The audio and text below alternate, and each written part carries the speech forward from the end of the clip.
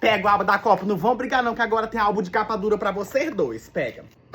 É o álbum dourado de capa dura. Que lindo, meu Deus. E esse aqui também de capa dura é teu.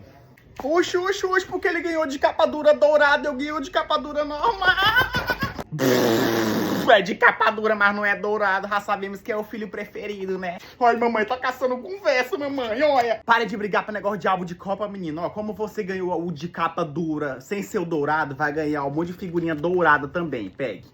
Ô, mamãe, mas não é a mesma coisa. Álbum dourado com figurinha dourada. E como você ganhou de capa dura, vai ganhar, ó. Esse aqui que também é muito, viu? Ó, lindos. Oxe, mamãe, só esse pouquinho, velho, aqui. Isso aqui é injusto, não? Ora, é injusto. Injusto é tu ganhar um álbum dourado de capa dura e eu ganhar um álbum dourado normal. Mas eu ganhei o álbum dourado porque eu sou o filho preferido, né? Bota na tua cabeça, filho. Eu sou o filho que a mamãe menos gosta.